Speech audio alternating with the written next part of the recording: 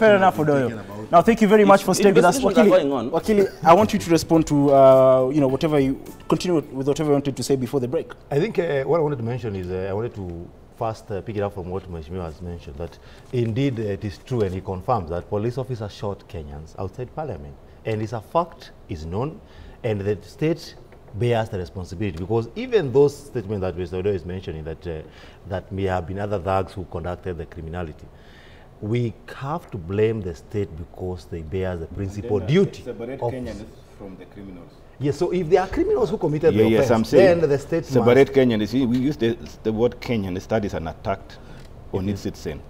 But if, as I said, if there was some levels of belief by the person who did that, in that judgment at that point in time, be able to analyze of all the thousands who are there and single out only one, it means what was happening, the action at that point in time, you'd be able to deduce the criminal level of this person was so higher, the level of eliminating that to manage the other one, if that is it. Okay, so let's not talk about I think what we are not addressing is no one has taken an action, and I'm saying this because apart from Kenya National Human Rights Commission, which released a report on the deaths and the circumstances of their deaths and people who have been disappeared, the other state organs have refused to address this matter. We have not seen even a single officer, even the person whom Mr. Odoyo is trying to defend was seen drawing a pistol and shooting a Kenyan near Uganda House. And later we realized this person? He was called Rex Masai. He's died. No, who is this person I'm defending who was shown using a gun? I don't want to repeat that because it's in the public Uganda House domain. The officer is known very well, and the embassy of Uganda in Uganda House building in Nairobi City.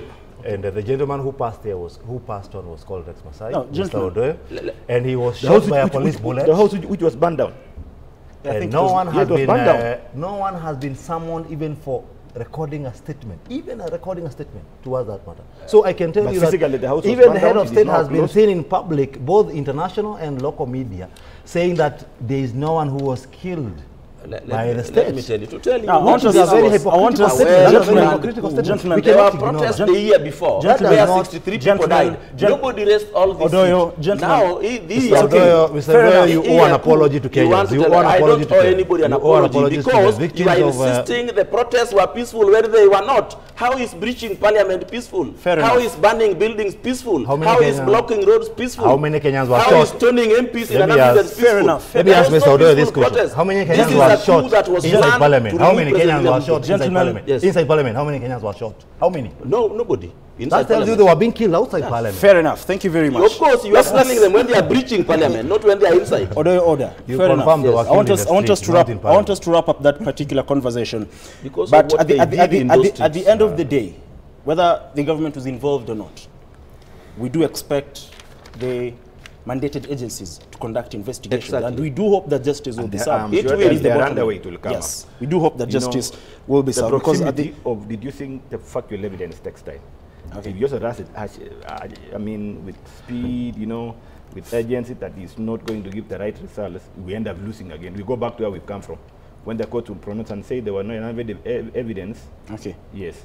Fair enough. We just do hope they, of course, President William Ruto has been vocal, not once, not twice, saying he will ensure that those who are involved in extrajudicial killings and forced disappearances are brought to book, and that justice will be served. It's only a matter of time before we see whether that will be, fully done, and ensure that those who killed and those who took the lives of innocent people and those who continue to abduct Kenyan citizens are brought to book.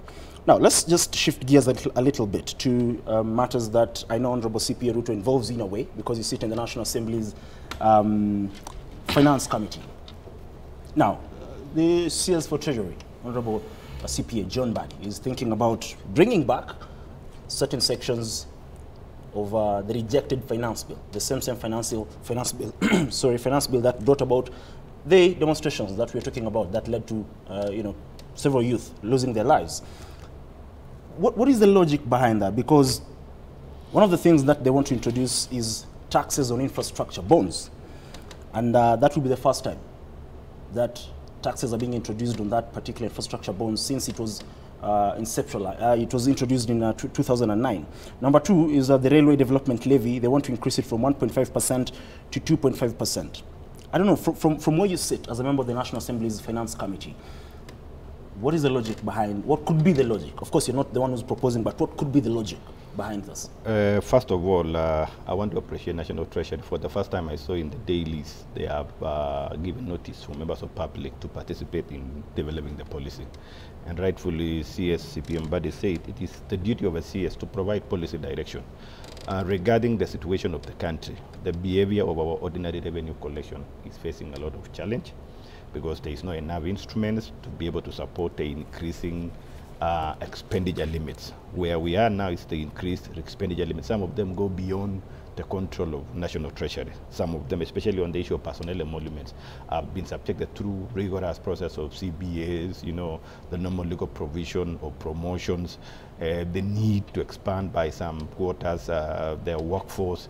The other issue is because of the change in buying price of materials, you know, but the worst of all is the repayment of debts which were procured earlier, and the interest, because what is hitting our main budget is the CFS, that is Consolidated Fund Services, the interest on these particular borrowings. Some of them are asked because with the challenge in our ordinary revenue behavior, Treasury has been forced to procure short-term borrowings through Treasury bills, infrastructure bonds, and I think probably one of the issues that the policy proposed by the CS, but of course it's yet to come to our point so that we have a discussion around it and be able to get the justification behind it. But one of the issues, if you analyze where our commercial banks are putting their money now, is in the government. And they seem to be making lots of profits. Only where we are taxing, we are only taxing the consumers or the customers, the depositors, at the end of them depositing and investing in the banks. But on the other side, banks, because government securities has been eroded, or the interest has been a bit low. So I'm yet to know the logic why behind this one, because it looks like the level of commercial banks making profits out of investing in government is so material that the government feels that probably by going for this one, other than going to the consumer direct, might one save the distance between the intended collection and the collector. It is easy to collect from the bank than to go for a specific individual person on the other side. And the burden will not be felt direct by the consumer. This burden will be shared from the point of view as an investor who is a commercial bank. So that could be one of the knowledge. But as I said, I will be able to speak about it much confidence when it comes to our point in Parliament. On the aspect of railway RDL. Before you go to railway, let me ask you on the issue of infrastructure bonds. But will it not trigger, you know, probably high interest from investors who will be looking to probably, you know, cover returns lost in you know, through taxes? One of the issues is this. Look at one monetary policy committee, CBK, the other day lifted the moratorium on capping the interest rates. You see how the economy behaved. Certainly, foreign currency exchange rates change. You know, this one is just a market forces. Initially, with all these limitations, the foreign reserves was going up. I mean, was depleting, and the interest rate was going up. But when it was left open to the market, you see how it behaved. So what is going to happen in this point of view, as long as the government is not interfering direct and opening it up for many people to invest in, as an investor, there are some things you have to calculate. If the interest rate is going to save you and the government is going to pick out of each one and be able to support the other level of government expenditure, because what is happening now, I know you must have gone through economic class, a macroeconomic class, even my brother here, Wakili.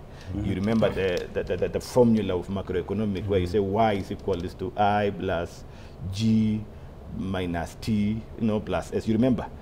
As we are right now, the G factor is not performing because government is not spending. We are not paying bending bills. We are not procuring services because of the level of liquidity. I saw Mbadi lamenting the other day saying it felt so awkward going to the corridors in New York. Seeing MP ministers lining up. Lining up like, you know, like dogs. You're being called a name. Come, Kenya, come, 15 minutes. Then you're only given 78 billion after being subjected through rigorous process that some of them are demeaning, you know. What does that mean? He said, we would rather sit down and have a discussion and have our own way out and make this money and maintain our own respect. Because the opposite of this one is taking us through those corridors of borrowing. We are now going there because we are in the second quarter. We are in the second quarter of the financial year. We are now half mid-year, and we have not moved. Okay. So we are in a risk environment. Fair enough. So the opposite is this: we maintain the status quo and stop asking government for anything. Okay. Isn't it? Fair Or enough. we make some policies that is not directly affecting people, but government has done enough to create room for investors. So can the government also get back its share from the space he has created? Okay, fair enough. Wakili, let me come to you before I engage Mr. Owidi. Let's talk about the issue of the Social Health Insurance Fund for a moment, because even if you look at the front page of the People Daily, they're talking about, they call it the agony of SHIF. Yes. Now, patients across the country continue to struggle because when they go to the hospital, they're told to pay in cash. And the most affected ones are the ones who have chronic illnesses, those who need dialysis, which costs around 11,000 to 12,000. I mean, where do you think is the problem in terms of this particular health scheme? Was it rushed, or who is to blame? Because at the end of the day, Kenyans are suffering. They're suffering really badly. I think the rollout of this process was done in a lot of haste, with a lot of very poor research was done, especially on how to ensure it is effective, because if you can look at the feedback which Kenyans have been giving, especially the service providers, is especially on the payments, that they're not being paid by the state on time, the approvals, especially those services that need pre-approvals, they're not coming on time, and sometimes the money that is being sent by the Ministry of Health or the fund to the providers is way less, that can't meet it's way below what they're expecting from the fund. So I think and I feel that we moved so quickly to try to change the system. I don't know why, because there was a cheaper way of upgrading the NHIF, which from the information which was being shared to the public will have costed Kenyans less than around 750 million. But instead we're spending billions of shillings to roll out a system which is affecting some of these health centers and health sector. And I can say that as long as we are not able as a state to provide sufficiently for our citizens, especially on healthcare, we have a long way to go. We are still back in the challenges we used to face during independence, that there was ignorance, poverty and diseases, that we are still fighting diseases because we don't have even a proper scheme for our Kenyan citizens. And you find that, and you have to look at this in a very 360 approach, that when a health center is not able to meet its operational costs, definitely is going to offset some of its employees and send them home. The same problem, and equally, the citizens who are not receiving the services are also at the risk of even losing their lives, or even suffering. Some of these conditions become a bit more permanent. Okay. So we have a serious problem, and I think this issue, we raised it even way before and challenged the aspect of SHIF being rolled out in this country, and there have been so many court orders which have been issued against this whole system, because there was a very poor involvement of the public and the stakeholders in rolling it out. Okay. And the public participation was poorly done, and the research was poorly done to ensure that we cover all points of that may bring challenges. And I don't understand what justified to spend 2-point-something billion vis-a-vis spending less than around 700 million to improve a health fund, which will have catered for Kenyans. Right now, most of the Kenyans are not able to meet the financial duty. I saw the principal secretary in the Ministry of Health sometime back saying that they are going to be paying Kenyans, refunding Kenyans who have spent their money. I think the initial stages of rolling out the SHIF. But we know very well that if a private insurance, for them to refund you the mechanisms involved and the procedures involved, then automatically even this particular insurance could not shy away from falling into some of those rules, because we have to justify that someone was indeed was given approval before they even spend that money. And that aspect is not there. So when Kenyans go to a hospital and pay money to do a dialysis or to do cancer treatment or to undergo some other form of treatment, and they have to spend their own cash, understanding the current economic challenges, with on the hope that they're going to get a refund once the government starts paying, and we can confirm the government doesn't have money based on how they're collecting the taxes, automatically we know that is not going to happen. And therefore we are headed for very dark days, especially for most of the Kenyans who are relying solely on this SHIF cover. So I think it's a big problem, and it's a problem that we brought onto ourselves because we never planned about it. We never looked at it in a very holistic way and put in place contingency measures of how we are going to navigate through the implementation of this particular system. Fair enough. Probably, as in brief, we had challenges with CBC when it was being raised from 844 to CBC. Though there are still some leading challenges, but it's now running, up and running. I think it's good sometimes to call out on ourselves and say, of course, when the change is coming, it is not as smooth as it is. We've never discussed the challenges that NHIF was going through that informed the policy direction, because this was an outright policy shift from NHIF into SHA. SHA now is a new entity, totally entity with different mandate by a law that came to repeal NHIF. There was no better way of improving NHIF to the level it had gone, which was only facilitating some few middlemen. We have some cases pending that are being followed on claims that were so much fraudulent because how the system had been used. Private hospitals, you can bear witness. Those who were, I'm told there was one around this area that had no theater, but was claiming a lot of money to perform surgery when there is not even one doctor. All those put together, the time had come to shift from NHIF to a new model where SHA is coming now to replace. And if you look at the advantages, benefits that is going to confer to the users, to the contributors of this one, is so enormous. The only thing that we have to agree is that always when there is a change, when there is transition, there are some transitional challenges that we have to manage. But as I said, I think SHA is trying to address the provision of Article 43 of the Constitution, right for Kenyans to attain universal health care. So we may have not say we have rushed to it, but I think it was time for it. We are now implementing this particular article 13 years after implementation of the 2010 Constitution. I think it's even more astonishing that we're implementing it after 13 years, but still we haven't got it right. But at least we are moving there now. If you get the story of Kenyans who are benefited, they will tell you a good story. Those who are managed to transit well. Now, let me ask Kodoyo before, because we are running out of time.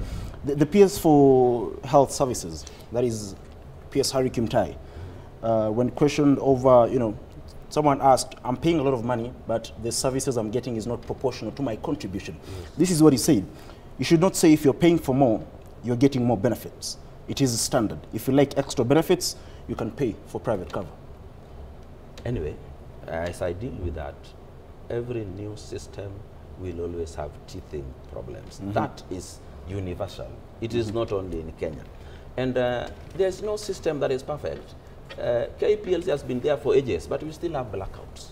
Internet service providers have been there for ages, but we still have internet blackouts. Let me tell you, I don't know where you were in the year 2000 when we were changing from Telcom to Safaricom. There are times you would have your phone in your pocket, but a whole 1 hour you cannot access it until people run to the alternative service providers. But today, it is a very perfect system that you would not do without. So let us not always blame things when we don't have the full information. And we also must also look at the other side of the coin. This is a new system. Even in your own house, you move to a new house, you look for your socks for 1 hour, and you wouldn't find it. You look for your sufuria under the bed. That happens whenever we move into new systems. There's something, there's something you ask at Kodoyo on what the PS says. Just because of time. Just one paragraph. In everywhere we have as you give us your parting shot. We have different class of people. There are those who want to enjoy premium services. But what you are saying, the common aspect of giving Kenyans universal health care is what SHIV and through the SHA is trying to achieve. But we know in our society, we are not same. There are people who want to enjoy further premium services.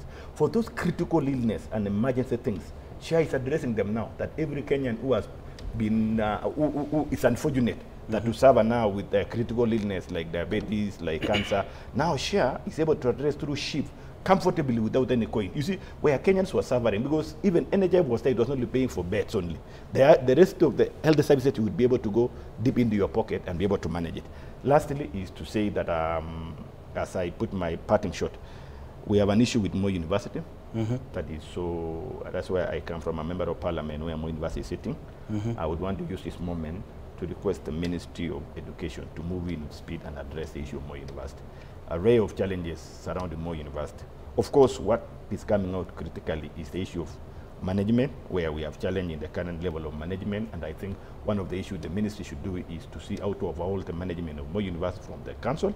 They should initiate that process. But far beyond there is also to establish the cost of financial hemorrhage of Moi University from start more than 20 years, where the university was not funded adequately, where the university was used to create other universities, and the resources available were used to build up the other universities which are fully pledged and they are running up and healthy now, so that ministry are able to evaluate and bring it back Moi University where it was as the sort of the issue of Moi University. I think I want to take this moment and be able to call upon them. Otherwise, as it is, we are risking losing the only second university in the Republic of Kenya. Okay, fair enough. Honorable, as you wind up, your parting shot briefly. Yeah, I think Kenyans need to know that we are all interdependent on each other. There is a way in which the poor depends on the rich for their contributions to provide services to the whole country. There is also a way where the rich depends on the poor for their own security and other things. We are a country or one nation where we are all interdependent on each other, and we must learn to live together in this country. We must share all resources equally and equitably, including public appointments, public services, and all that. Thank you. Thank you. Wakili. Yes, I think the wind up first mentioned that I think the challenge we have with our government is we need to be putting in place transition process that is a bit smooth to ensure Kenyans don't suffer in challenges as we are seeing in SHIF and NIF transition. And I think moving forward as a state and as a people, we need to be a bit more proactive when it comes to matters of governance. Currently, the call about participation on these matters of the proposed finance bills, is our duty to participate actively and share our views, just as we did during the Chiragai bill and express our dissatisfaction with extension of term.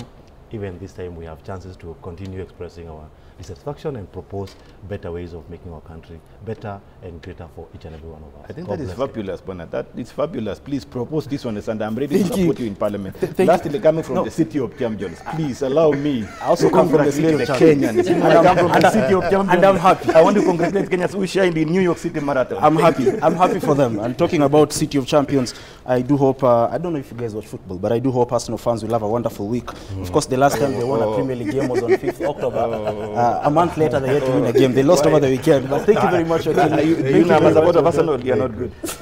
Thank you very much. Honorable Julius Ruto, I hope you can probably shift and support the great Manchester United. But that is all that we had for you this particular morning. Thank you very much for making time. Coming up next will be Remy Majala with the Morning Vibe. Until then, do have yourself a wonderful day. See you again tomorrow. And like always, God bless.